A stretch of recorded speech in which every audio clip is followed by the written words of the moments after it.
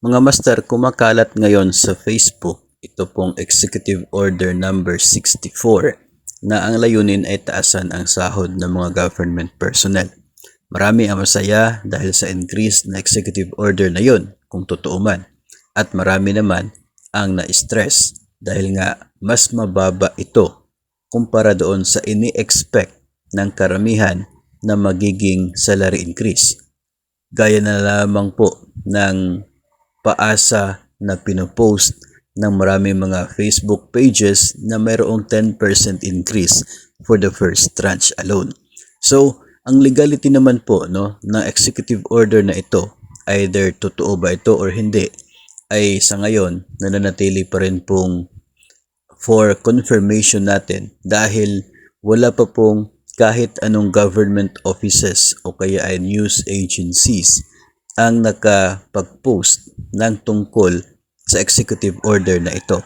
So parang mga Facebook pages ng mga content creators at ito pong Alliance of Concerned Teachers na nag-post din po at UCPSTA Teachers, sila ay nag-post din. Kaya siguro marami po ang nag-share nito.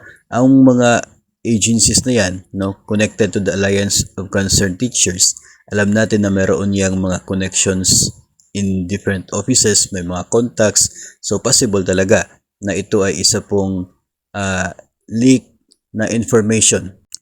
Pero hintayin muna natin yung confirmation coming from different government offices, particular po sa Official Gazette of the Philippines at maging sa Presidential Communication Office bago po natin madeklara na talagang ito na yung hinihintay na executive order para sa salary increase ng mga government personnel. Abangan po ninyo at yun po yung ating ibabahagi yung nilalaman ng executive order na ito if ever po na ito ay official na talaga para po alam natin kung magkano yung ating dapat ma-expect na pagtaas ng sahod simula ngayong 2024 at maging sa 2025 until 2027.